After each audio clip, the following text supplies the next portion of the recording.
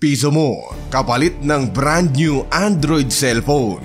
Yan ang pangakong tila napapako dahil sa nangyayaring disastrous piso sale na kamakailan lang nangyari. Dito lang sa channel na kung ikaw ay may kaalaman, hinding-hindi ka malalamangan. And the story goes like this. Pamilyar na sigurado ang lahat sa inyo sa buwan ng sale ng iba't ibang online shopping platform. Ang dali-dali sa Shopee. Shop na sa 677 mid-year sale. Post ko lang buddy sandali nakikita mo ba ang reaction na yan? Ganyan na ganyan din ang reaction ko nang mapanood ko ang video na ito. Kasi akala ko si Salome. Abot kayang OOTD? Nasa Lazada yan. 6 times stackable discounts and fast and free shipping discount vouchers. At Aura to Life sa Lazada 77 Super Saver Sale. Basta pareho ang numero ng kalendaryo may sale. Sigurado. Nangyari ang lahat ng ito noong July 6, 2024. Pag-aabang sana para sa mangyayaring 7/7 sale. Yung iba kasi buddy medyo swapang kaya para maunahan yung kani-kanilang competitor para sa mangyayaring sale ay nauuna na silang mag-sale one day before at yon ang ginawa ng kumpanya na kung tawagin ay ITEL. July 6, 2024 sa kanilang TTS o TikShop at ibang mga platform ay nag-live sila at in-announce na may piso sale kapalit ng isang ITEL A50, isang entry level na smart Android phone. Meaning hindi masyadong maganda kaya mura.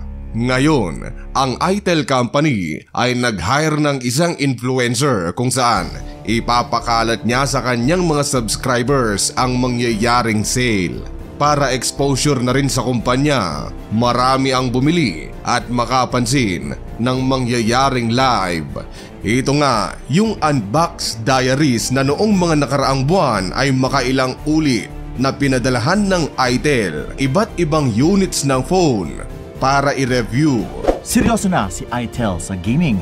Ito po si ITEL RS4. Paano naging 3,000 lang to? Di seryoso, ito na yung pinakamurang phone na nabili ko. Ito kasi ITEL A50. ITEL P55. 3K na mukhang iPhone.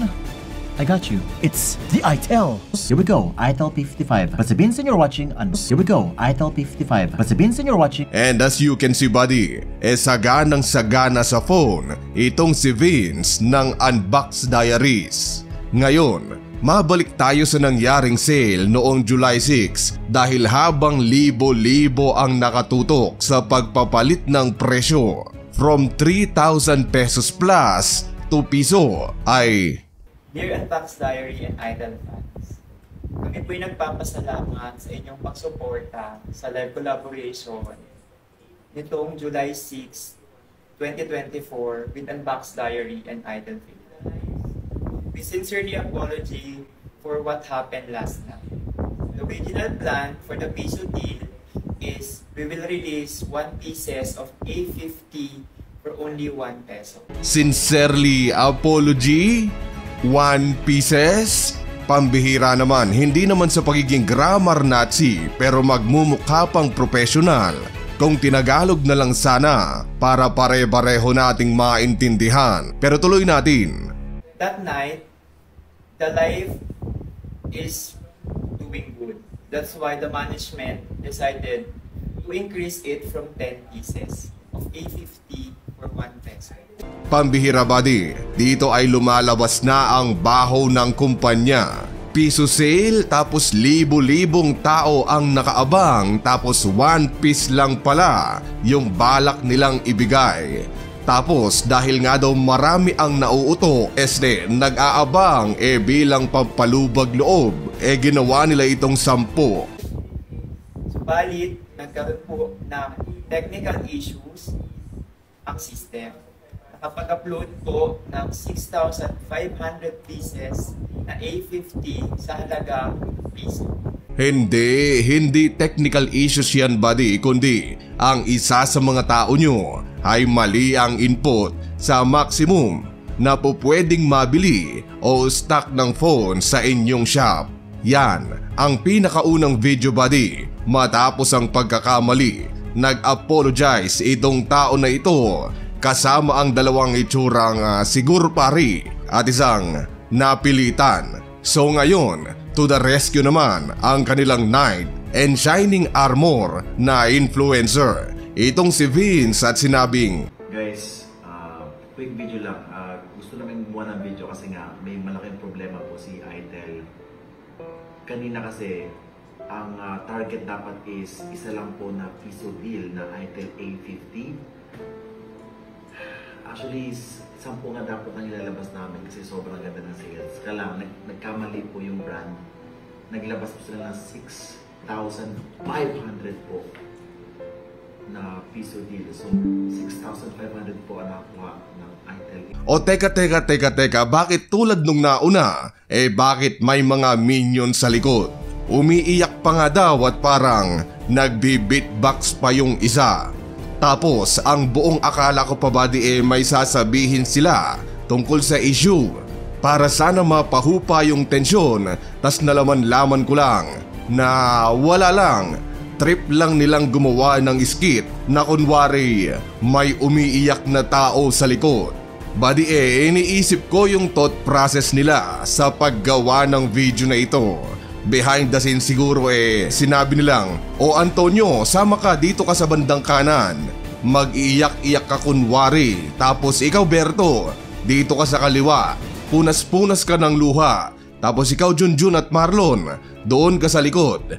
Galingan yung umakting ha. O ikaw Marie, sama ka na rin. Magse-cellphone ka dito kunyari." Isa lang ang masasabi ko sa videong ito. Wala nang iba kundi dog show. Dinodog show nila tayong lahat. Unang-una ay hindi naman sila ang may-ari ng Itel. Bakit parang sobra silang apektado? Naaalala ko tuloy yung mga memes na OA versus nonchalant. Tapos ang gusto pa tayo, yung mga taong nakakuha ng piso deal ang mag-ayos ng problemang sila lang din ang gumawa. I-cancel na lang daw natin. May iba naman na sinasabing, oo nga, nakakaawa naman. I-cancel na lang natin kasi baka malugi yung Itel dahil halagang. And alam niyo ba kung magkano yun? 15.6 million ang loss po ni Itel doon po sa nangyari. And buddy, believe me when I say na no, hindi sila malulugi. In fact, para sa kanila ay siguro ay barya lang yan. Dahil alam mo ba na ang Itel ay under sa isang kumpanya na kung tawagin ay Transsion Holdings. Galing ang kumpanya na ito sa best friend natin syempre. Wala nang iba kundi sa China. Ilan sa iba pang hawak ng Transsion Holdings ay ang Technophone, Infinix at heto nga buddy, yung Itel. So buddy, para sa akin ay hindi sila malulugi kung yon ang concern mo. Kaalaman, ano ba dapat ang gawin kung may ganitong pangyayari? Well, kung isa ka sa mga 6,500 na mga tao na nakakuha ng piso deal, ay wag na wag mo itong ika-cancel. Wag mong hayaan na kayo lang din ang susolusyon sa problemang ginawa nila dahil naaawa ka o nakokonsensya. No, right mo yon, karapatan mo dahil napangakuan kayo ng isang kumpanya tapos hindi nila ito gagawin. You see, nakakalungkot na as a Filipino ay hindi ko maisip na sa sobra nating pagiging maawain to the point na naaabuso na yung ating kabaitan para sa kapakinabangan ng iilan ay 2024 na buddy ay patuloy pa rin ito. Kaya nga uso ang poverty corn dito sa Pinas tapos not to mention yung taragis na takoyaki na kamakailan lang nangyari. Kaya tingnan mo, alam ito ng mga kumpanya, kaya tingnan mo naman, nilagyan nila ng minions yung kanilang ginawang video. Kasi alam nila na masyado tayong maawain, kaya ayun, aabusuhin na lang nila. Kaya sa kasong ito buddy, I let them liable for their actions kung isa ka sa mga 6,500 na nakakuha ng piso deal. I suggest na gawa kayo ng GC tapos sabay-sabay na pumunta ng DTI upang mag-file ng kung anumang reklamo. Baka may reward yan, makakakuha kayo ng reward. Hati-hati siguro kayo sa 16 million pesos for damages. I don't know, hindi ako lawyer, so punta na lang kayo doon at balitaan nyo ako kung ano ang mangyayari. Kasi buddy, isipin mo, kung hindi mabibigyan ng leksyon itong kumpanya na ito ay sa susunod na may mangyayaring ganito, yung guguyoin tayo, yung mga kumpanya sasabihin, madali lang namang palambutin ang mga puso ng Pinoy. Kuha lang tayo ng mga minions tapos mind you, dapat umiiyak sa bandang likod tapos magmakaawa tayo na mawawalan sila ng trabaho kunwari. Tapos makakalimutan na nila yun. Mabait naman ang mga Pilipino.